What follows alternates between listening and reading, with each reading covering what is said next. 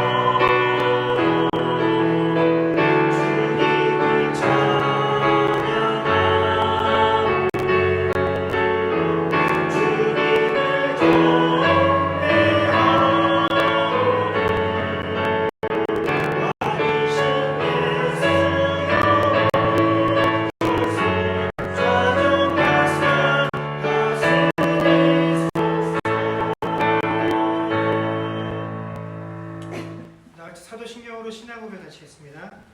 전능하사 천지를 만드신 하나님 아버지를 내가 믿사오며 그 외아들 우리 주 예수 그리스도를 믿사오니 이는 성령으로 의하사 동정녀 마리아에게 나시고 본디오 빌라도에게 고난을 받으사 십자가에 못 박혀 죽으시고 장사한 지 사흘 만에 죽은 자 가운데서 다시 살아나시며 하늘에 오사 전능하신 하나님 우편에 앉아 계시다가 저리로서 산 자와 죽은 자를 심판하러 오시리라. 성령을 믿사오며 거룩한 공의와 성도가 서로 교통하는 것과 죄를 사하여 주시는 것과 몸이 다시 사는 것과 영원히 사는 것을 믿사옵나이다. 아멘. 다 같이 자리에 앉으시고 찬송가 337장 찬양하겠습니다.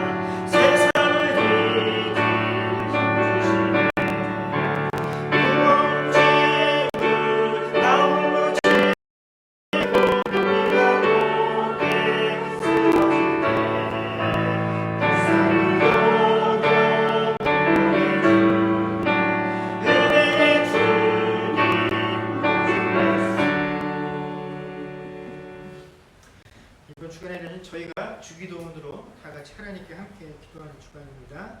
우리 주기도문으로 다 같이 하나님께 기도하도록 하겠습니다. 기도하겠습니다. 하늘에 계신 우리 아버지여, 이름이 거룩히 여김을 받으시오며 나라에 임하옵시며 뜻이 하늘에서 이루어진 것 같이 땅에서도 이루어지리이다. 오늘날 우리에게 일용할 양식을 주옵시고 우리가 우리에게 죄 지은 자를 사하여 준 것 같이 우리 죄를 사하여 주옵시고 우리를 시험에 들게 하지 마옵시고 다만 악에서 구하옵소서. 대개 나라와 권세와 영광이 아멘. 공헌하겠습니다.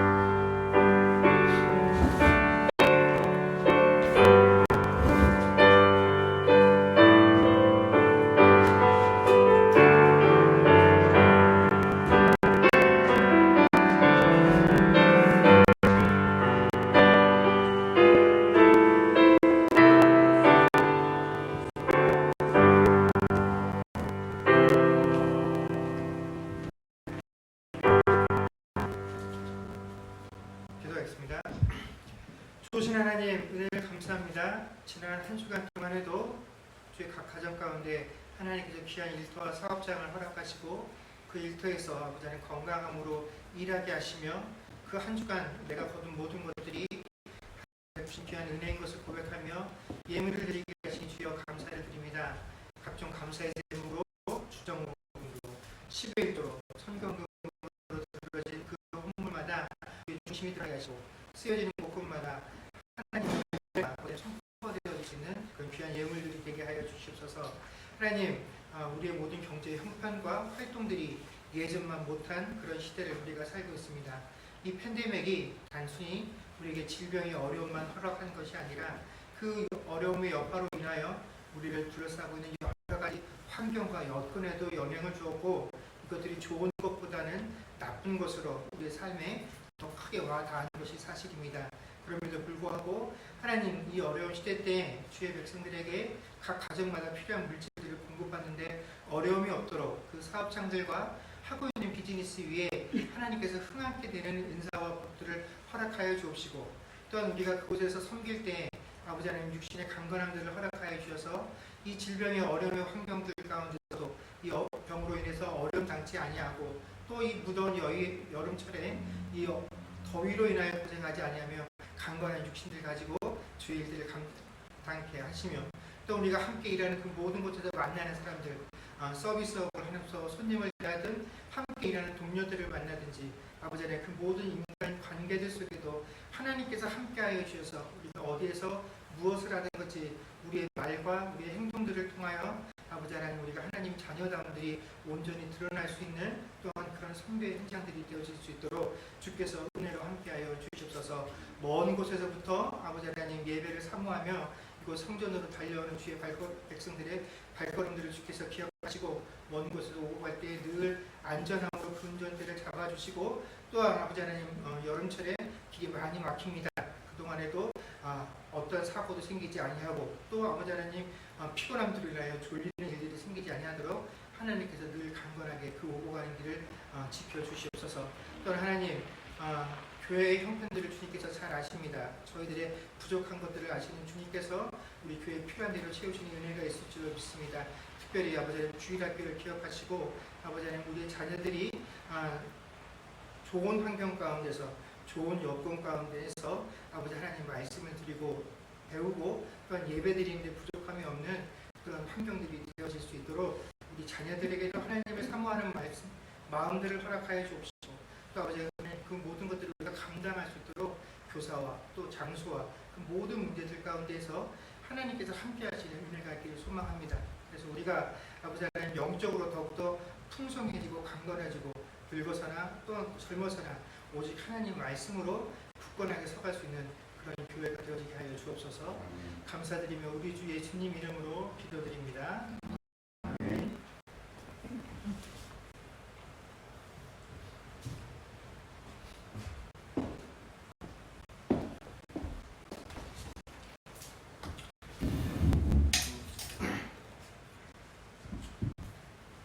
저희 교회 이름이 칠리학 주님의 교회인데 이제 교회 이름을 바꿔야 될까 봐요. 칠리학이라고 하기에는 칠리학 외부에서 오신 분이 너무 많으셔서.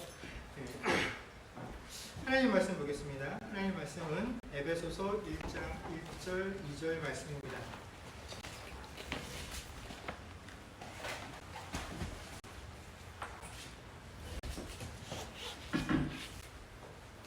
에베소서 1장 1절 2절 말씀이 짧기 때문에 구절을 함께 읽도록 하겠습니다. 다 같이 읽겠습니다. 시작. 하나님의 뜻으로 말미암아 그리스도 예수의 사도된 바울은 에베소에 있는 성도들과 그리스도 예수 안에 있는 신실한 자들에게 편지하노니 하나님 은혜와 평강이 너희에게 있을지어다.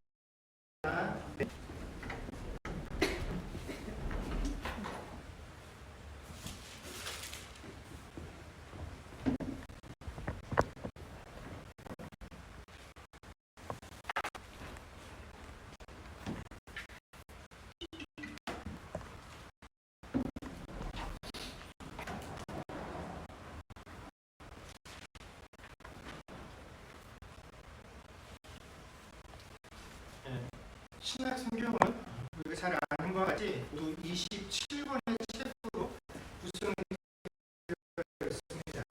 27권 책이 모두 13권이죠. 이 책들의 대부분 서신서라라고 이렇게 분류를 합니다. 우리가 이렇게 서신서라는 이름을 줘서 분류하는 까닭은 그 책들이 다 편지 형태로 기록되는 그렇죠. 그래서 이 각 서신서들은 그 서론 부분이 저희가 에베소서 1장 1절에서 2절의 내용들과 크게 차이가 나지 않습니다.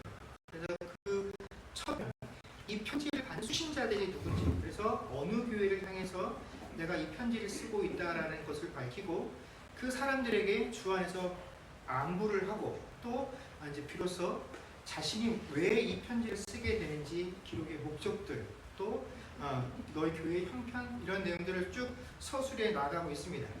그래서 우리가 편지를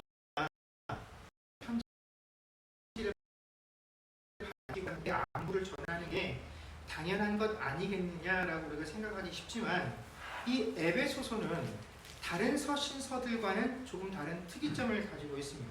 그게 뭐냐면 바울이 기록한 이 서신서들의 대부분의 가장 큰 특징은 1차적으로 그 서신서를 수신하는 교회에 큰 문제가 생겨서 그 문제를 해결하기 위해서 쓰여진 책들이 바울의 서신서들입니다.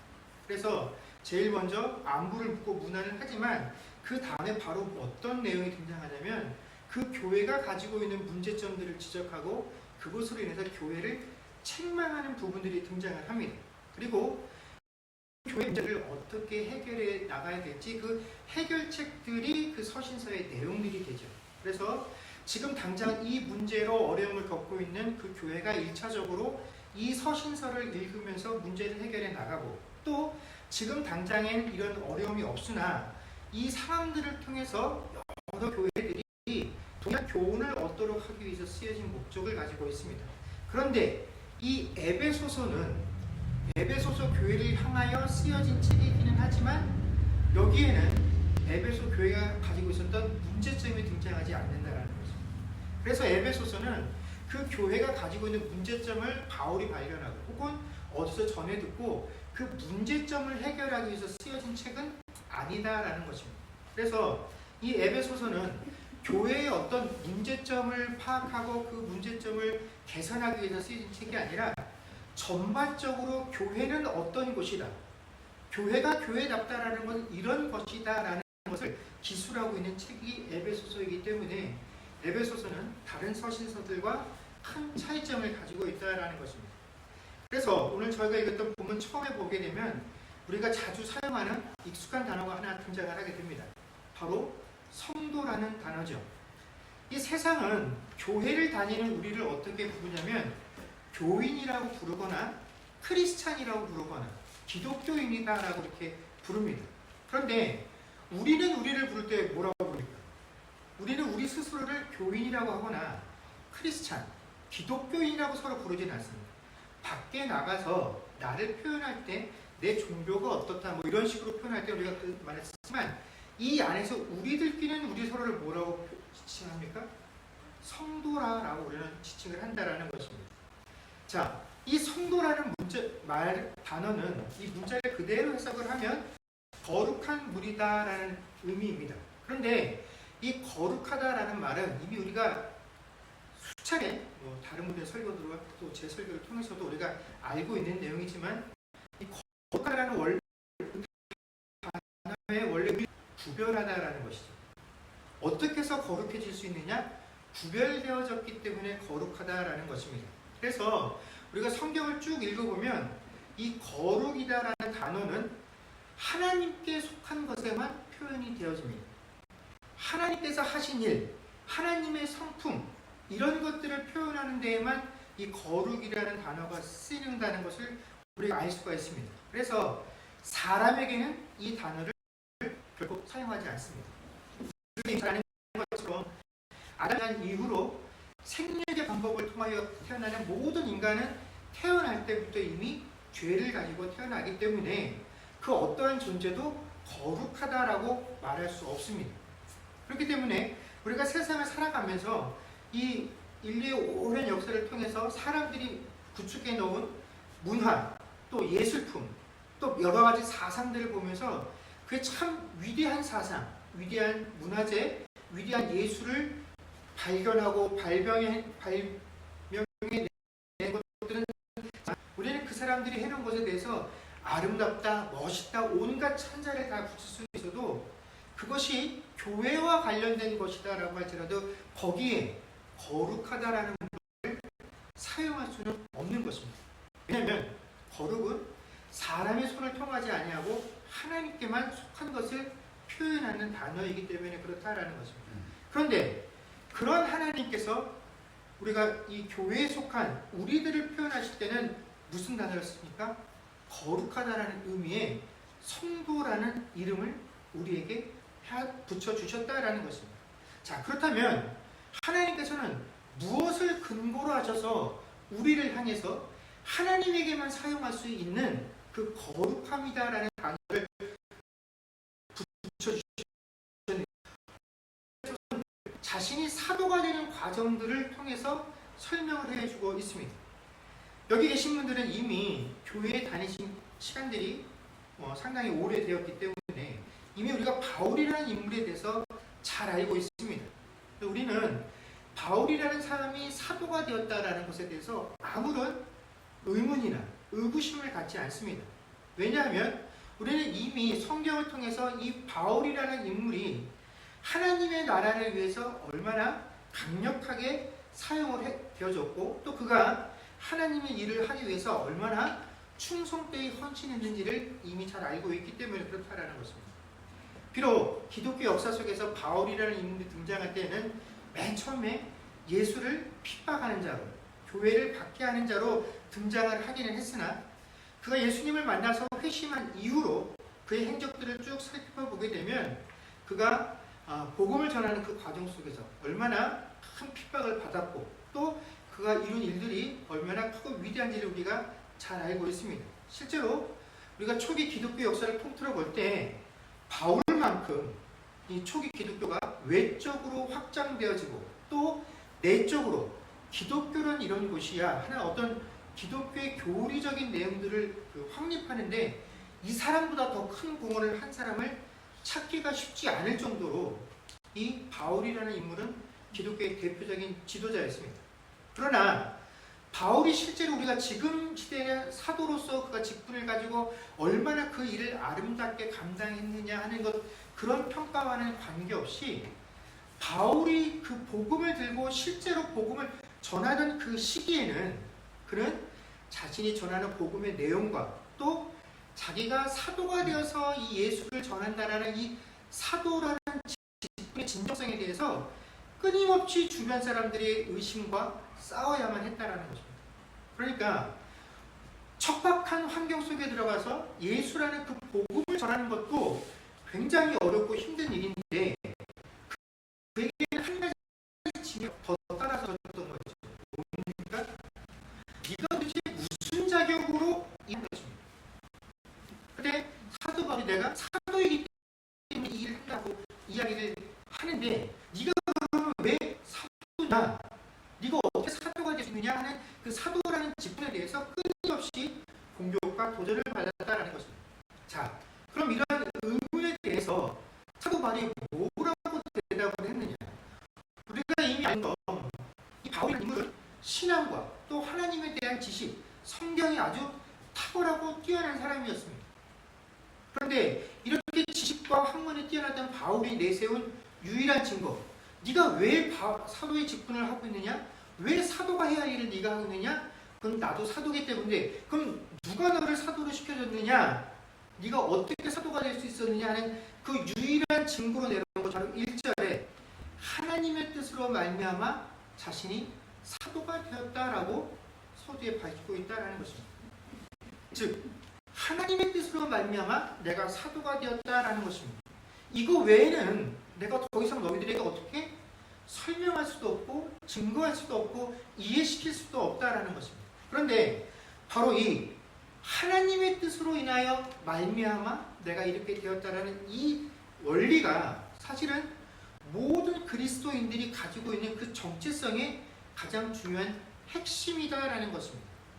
여러분, 우리가 가지고 있는 이성, 우리가 가지고 있는 경험, 우리가 가지고 있는 공정과 공평한 인간적인 베이스를 근거로 해서 우리가 사도 바울의 문제를 들여다보게 되면 바로 얼마 전까지 예수님을 부정하고 교회를 박해하던 그 교회를 섬기던 자들을 잡아서 옥에 가두고 죽이던 인물이 하루아침에 예수 믿는 사람이 되었다라는 것도 내가 믿고 받아들이기가 힘든데 그냥 예수 믿는 사람이 되어서 정도가 아니라 사도가 되어서 복음을 전하는 그 사도의 직분을 감당하고 있다라고 한다면 어떻게 사람들이 그것을 사실 쉽게 믿을 수 있겠습니까?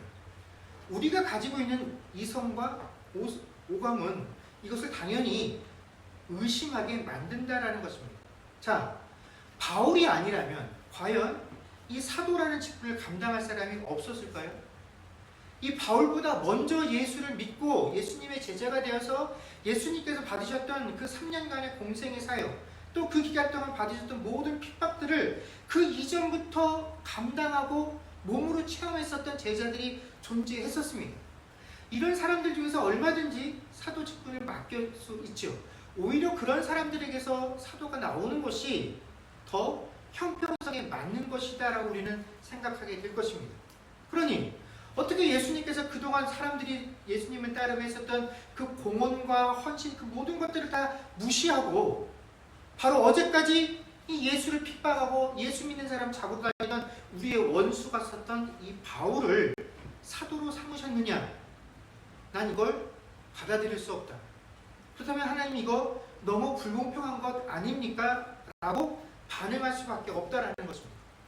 물론 이 바울이 사도가 되었다라는 것에 대해서 어떤 이들은 그래, 바울처럼 뛰어난 성경 지식, 또 그가 로마 시민권이라는, 그래서 앞으로 이방 사람들에게 복음을 전하기 위해서 그가 가지고 있는 이런 외적인 조건들이 타고났기 때문에 하나님께서 그를 선택해서 사도로 삼으셨다라고 하지만 설마 예수를 핍박하지 않았던 인물 중에 바울만큼은 똑똑하지 않아도 그래도 바울처럼 복음 전할 사람이 없었겠느냐 하는 것입니다.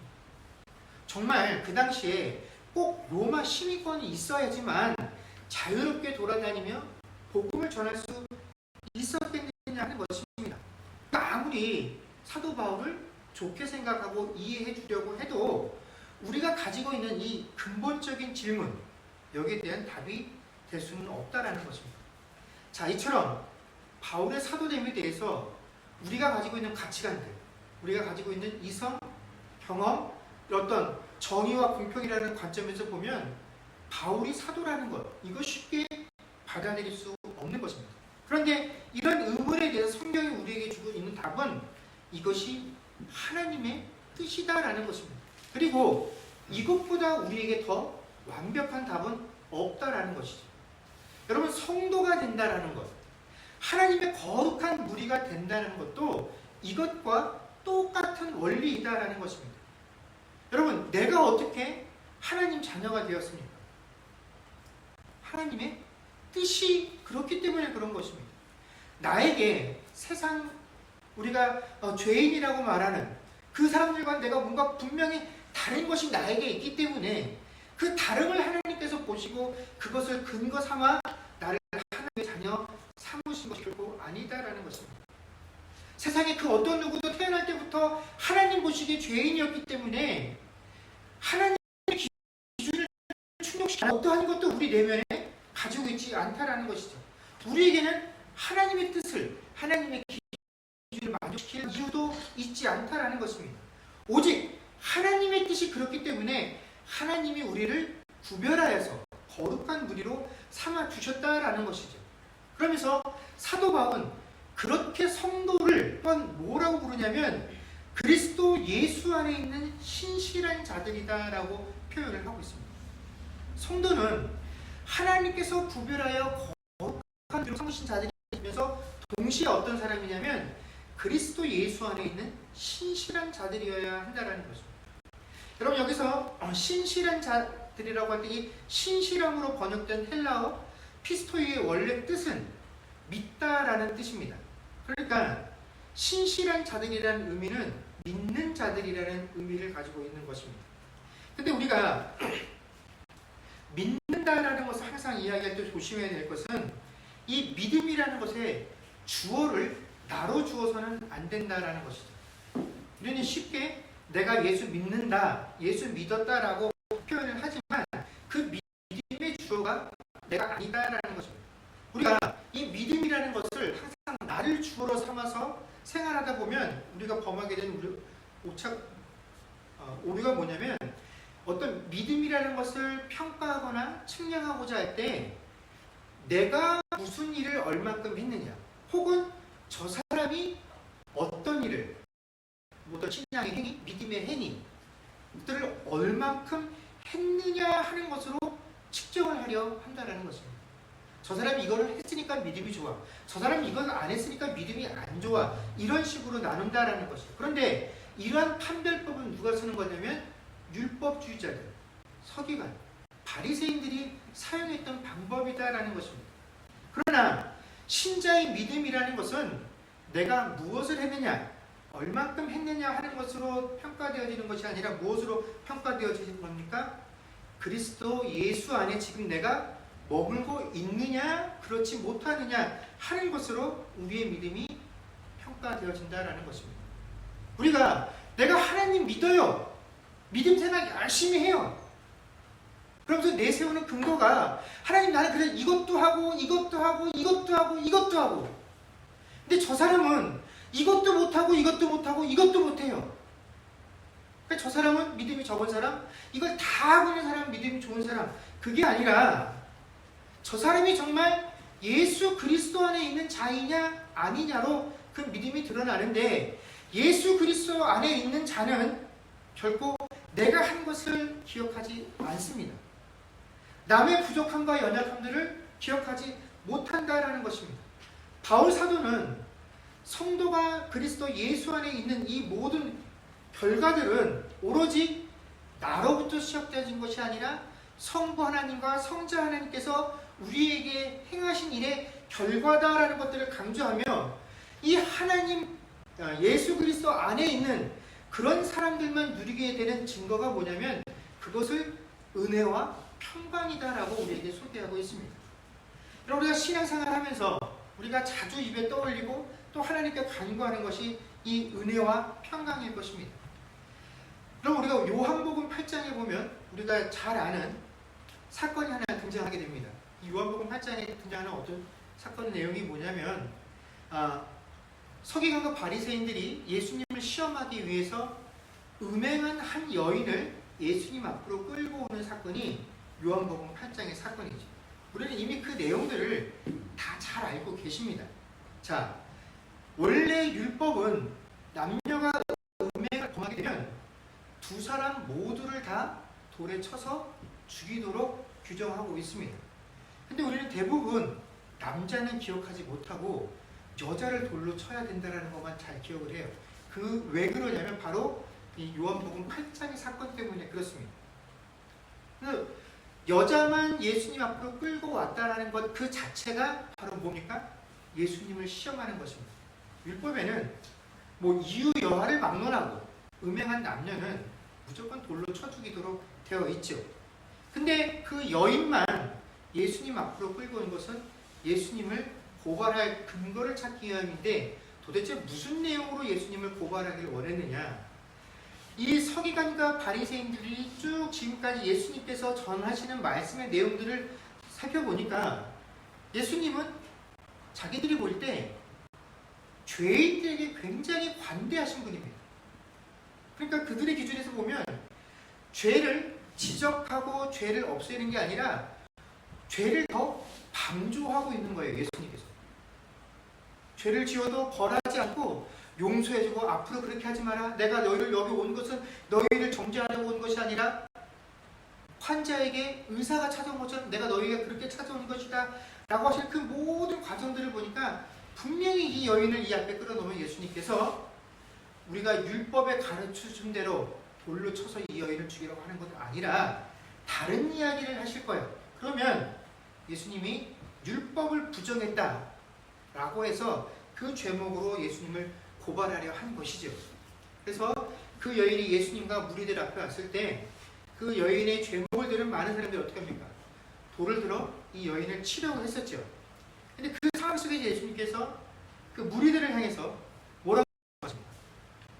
너희 중에 죄 없는 자가 돌로 먼저 쳐라 라고 말씀을 하십니다. 이 말을 들은 사람들이 어떻게 됩니까? 마음에 찔림을 받아서 들었던 돌을 내려놓고 한 사람씩 그 자리를 다 떠나가고 마지막에는 예수님과 그 여인만 남게 되죠. 그때 예수님께서 그 여인을 향해서 나도 너를 정죄하지 아니하노니 가서 다시는 죄를 범하지 말라라고 말하시면서 그 여인을 돌려보냅니다. 자, 문제입니다. 이 모든 사건 가운데서 지금 하나님의 가장 큰 은혜를 경험한 사람이 누구입니까?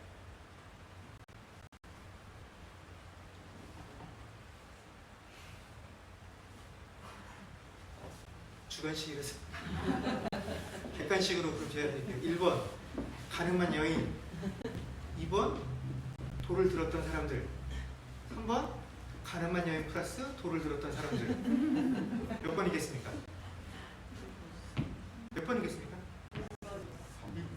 3번이죠. 자, 이겁니다. 우리는 이 사건을 경험하게 되면서 야, 하나님의 은혜를 경험했어. 그러면 누구를 가장 먼저 떠올리냐면 당연히 이 범죄한 가늠한 여인을 떠올리게 됩니다. 그런데 우리가 여기서 하나님의 은혜를 경험한 사람이 누구야 하고 이 여인을 먼저 떠올렸다라고 한다면 우리가 이 여인을 생각하는 것과 그 여인에게 돌을 던지기 위해서 돌을 들었던 사람들과 우리는 이유가 똑같다라는 것입니다. 그들은 그 여인이 죄인이기 때문에 돌을 들어서 그 죄값을 치르게 했던 것이고 우리도 무슨 생각을 하고 있는 겁니까? 이 여인만 이 상황 속에서 죄인인 겁니다. 거기 있었던 돌을 들었던 군중들이 죄인이라는 생각하지 못하고 있는 거예요. 그렇게 말하고 있는 나 자신도 내가 죄인이라는 개념이 없습니다. 그렇기 때문에 우리는 그 사건을 보면서 하나님의 은혜가 누구에게 임했느냐? 이 여인, 가늠한 여인에게 임했다라고 생각을 합니다. 물론입니다. 여러분, 죄 사함을 받는 것은 은혜가 아니고서는 불가능하기 때문에 이 여인은 은혜를 경험한 것이 맞습니다. 그런데 은혜의 본질은 먼저 내가 죄인이라는 사실을 깨닫게 되는 것, 이것이 은혜의 본질이다라는 것입니다.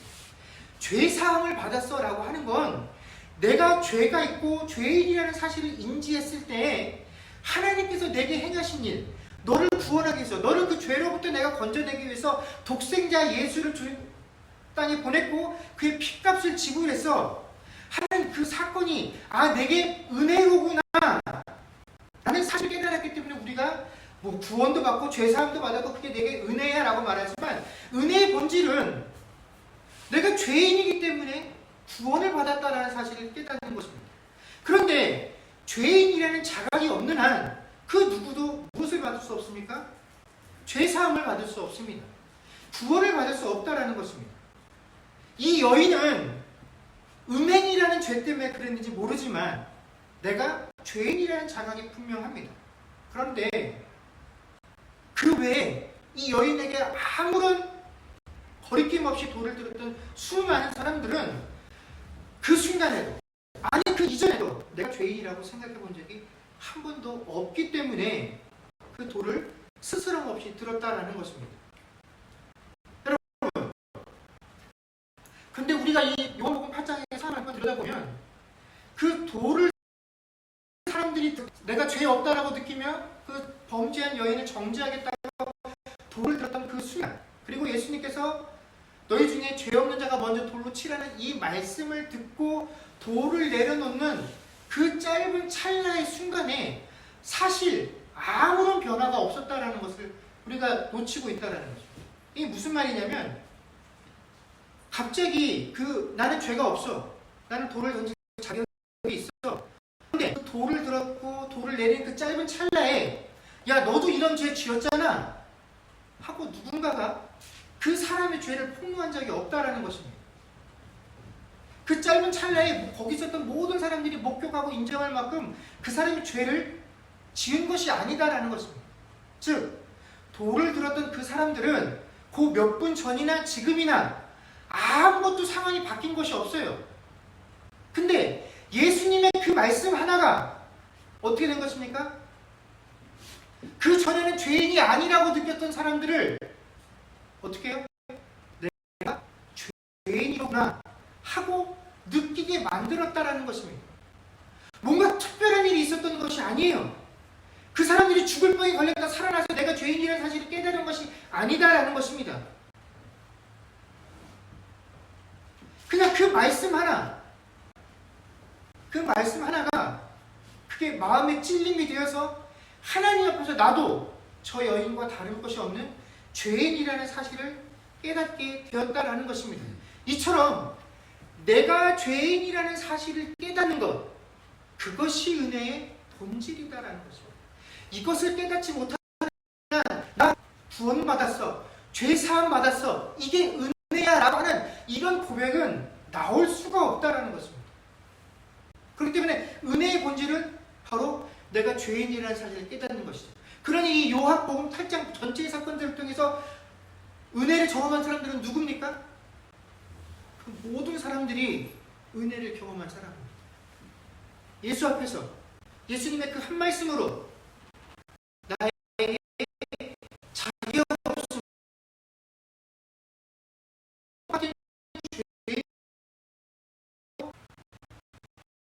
그래서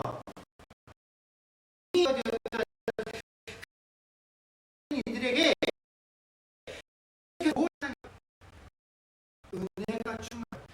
그때 사도 바울이 우리에게 은혜가 충만하게 너희들의 죄가 더 분명하게 드러나게 되어져서 너희들이 이 죄의 모습들을 하나씩 하나씩 더 떨구어내는 그런 삶이 되기를 원한다라는 것이 은혜 받으라는 의미다라는 거죠. 그런데 실제로 우리가 신앙생활하면서 우리가 서로에게 사용하고 있는 이 은혜라는 의미는 무엇을 가지고 있습니까? 죄의 문제가 아니라 근심 걱정 없이 내가 이 땅에서 평안하게 사는 삶이 하나님의 은혜가 되어버렸다는 것입니다. 문제가 없는 삶, 문제가 있는데 그 문제가 해결되어 내가 노력하는 것보다 몇 배의 시간, 또 내가 내 죄인 것이 드러나지 않고 그냥 스무스하게 넘어가게 해. 하나님의 은혜로 그렇게 되었어 라고 우리는 이야기한다는 것입니다. 즉 우리가 생각하는 은혜의 특징은 해피엔딩이죠.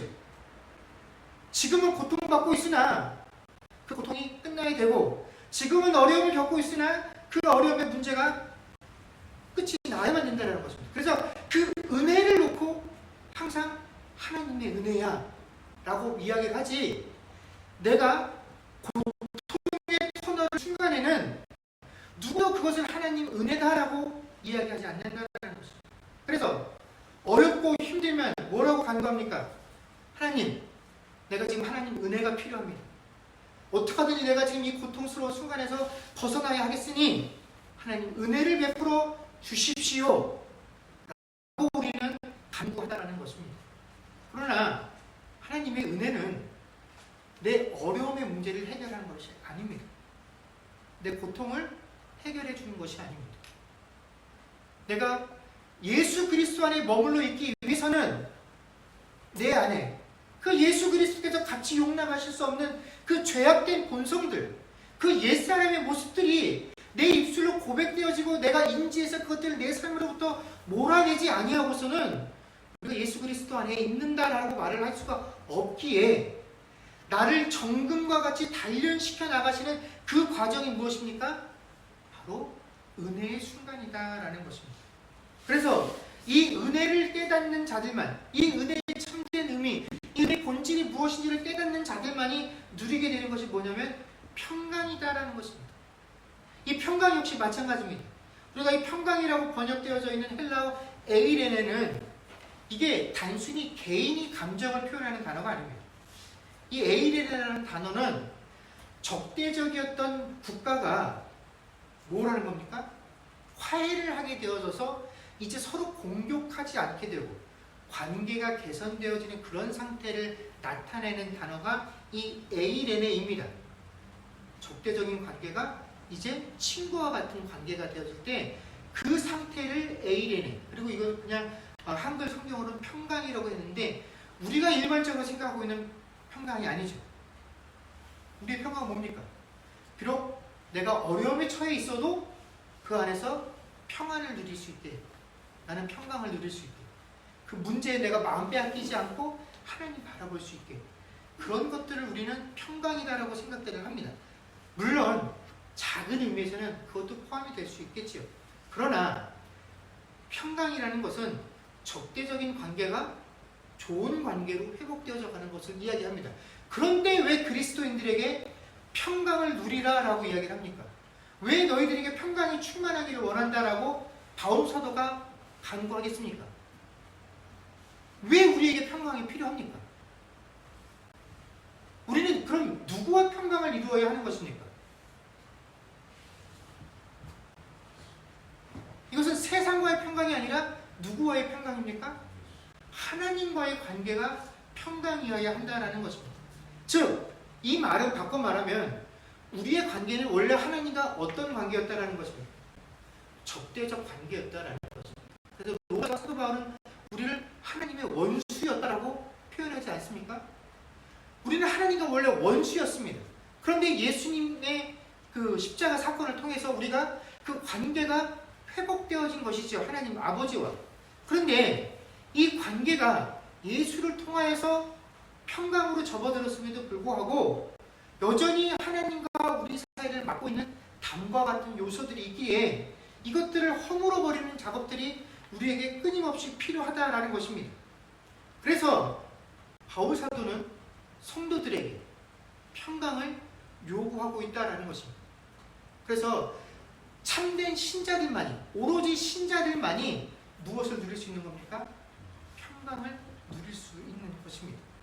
그런데 많은 성도들이 이 평강이라는 것을 하나님과의 관계에서 찾으려고 하는 것이 아니라 세상의 관계에서 찾으려 한다는 것이죠.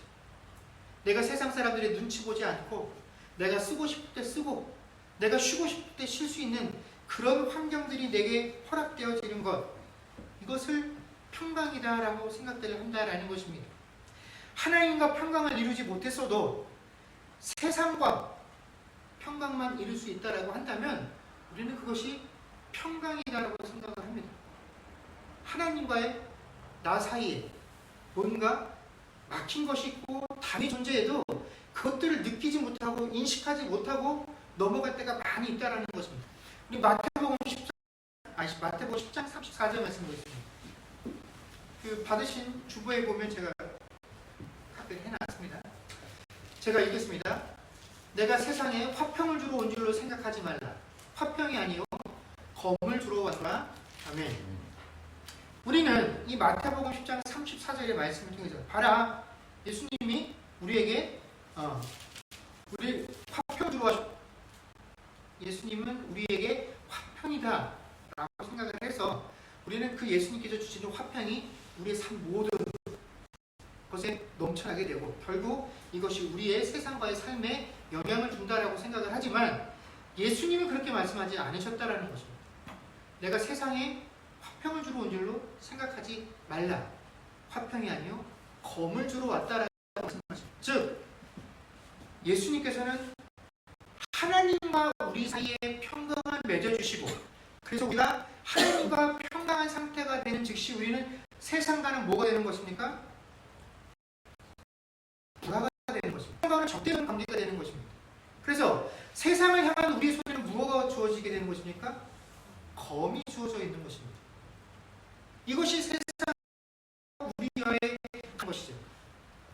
근데 오늘날 세상에서 기독교와 교회가 많은 지적을 받고 지탄을 받는 이유가 무엇입니까?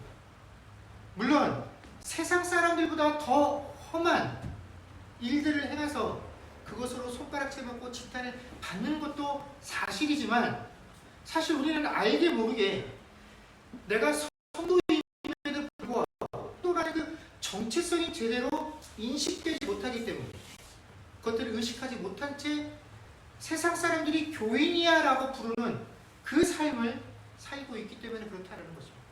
교회 왔다 갔다 하는 사람, 우리가 세상에서 불교, 기독교, 힌두교, 이슬람교 그 종교로 구분하듯이 그 종교에 속한 한 사람, 그러나 하나님이 우리에게 부여하신 그 본질은 우리는 성도라는 것입니다.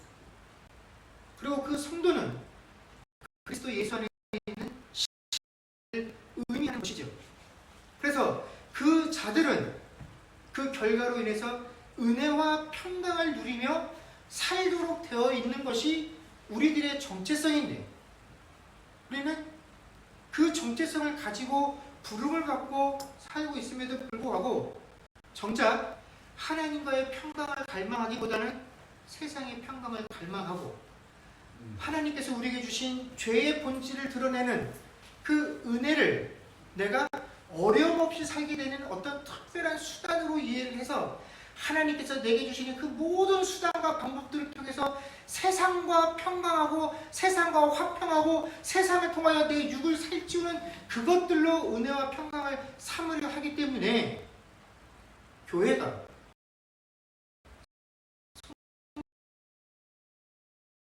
성도가 발생하게 된다는 것입니다. 여러분, 성도란 내가 하는 일로 증거가 되어지는 자들이 아닙니다. 저 사람이 정말 그리스도 예수 안에 있느냐 하는 것으로 드러나는 게 성도입니다. 우리가 예수 안에 거한다라는 것은 은혜의 결과입니다. 그리고 그 은혜의 결과, 우리는 결국 세상과 화평하는 것이 아니라 하나님과 화평한, 하나님과 평강을 누리는 존재가 되어지는 것, 그래서 하나님 앞에서 끊임없이 내 죄성들을 발견하게 되어지고 세상과 멀어지고 하나님과 화목해지는 것, 이것이 바로 성도다라는 것입니다. 이렇게 살 때 우리는 야, 저 사람 믿음이 있는 사람, 그리스도 안에 거하는 자, 성도라고 불림을 받게 될 것이고, 내가 성도인 것을 증거할 수 있을 것입니다.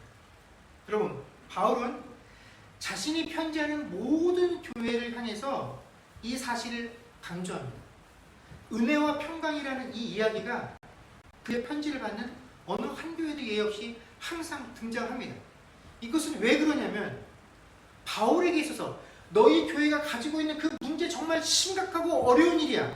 그런데 그 문제의 발단은 너희가 어떤 존재인지 자꾸 잊어버리기 때문이야.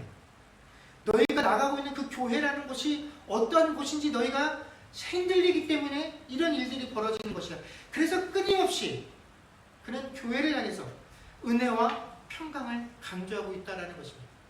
왜냐하면 이것이 모든 신자의 출발이며 교회다움의 근거가 되기 때문에 그렇다라는 것입니다. 여러분, 우리 주님의 교회가 바로 그 하나님의 은혜와 평강 위에 서 있기를 소망합니다. 그리고 또한 이 주님의 교섭한 모든 성이 주 안에 거하는 자로서 오직 주께서 베풀 수 있는 그 은혜와 평강들을 누리며 살 수 있기를 주의 이름으로 간절히 축원합니다. 기도하겠습니다.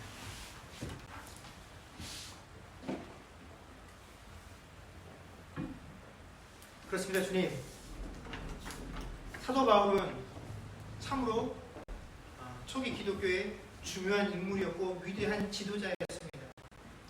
그런 그가 말로서 사람들에게 자신의 사도됨을 증거할 방법이 없어 말싸움을 하면 그들과 지고 지식으로 대결하면 질 것 같아서 자신의 사도됨을 그것이 하나님의 뜻으로 말미암아 된 것이다라고 이야기하는 것은 아닐 것입니다. 사도 바울이 이렇게밖에 말할 수 없었던 것은 그것이 유일한 답이고 정답이기 때문에 그랬을 것입니다. 이 모든 교회의 교회다움, 우리가 하나님의 자녀된 이 모든 출발에는 하나님의 뜻들이 들어가 있습니다. 그 하나님으로 말미암아 우리가 교회가 되었고 우리는 하나님의 자녀, 성도가 되었습니다. 그러면 마땅히 그 교회는 마땅히 갖추어야 될 것이 은혜와 평강입니다. 그런데 우리가 그냥 오해하며 삽니다. 이 은혜, 평강이 항상 내가 평안하고 내가 잘되고 내가 형통하게 되어 있는 것들을 생각하게 되는데 이 은혜는 내가 하나님 앞에서 얼마나 큰 죄인이었는지를 깨닫고 그래서 지금도 우리 삶에 끊임없이 이 은혜가 필요한 것은 또 안에 남아있는 그 옛사람의 본성들 그 악한 본성들을 우리가 계속해서 하나님 앞에서 자복하고 되기 때문에 그것들을 몰아내야 되기 때문에 여전히 하나님의 은혜가 필요한 존재들입니다. 또 우리는 점점 하나님과 평강한 존재까지 하나님 자신의 편지하는 모든 게 이것이 곧 교신 출발이자 근거입니다.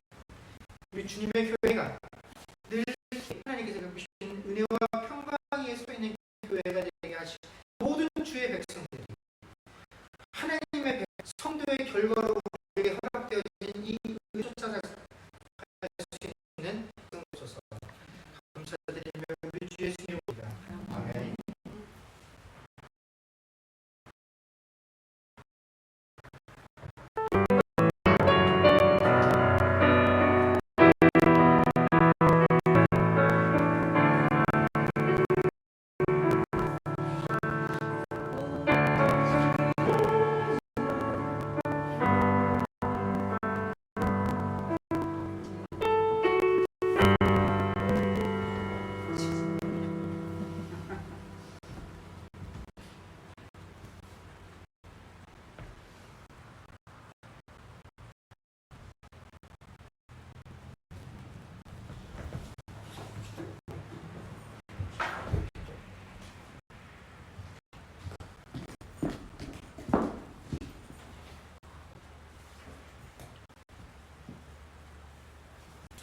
우리 오직 주의 은혜로 하나님께 같이 찬양하겠습니다.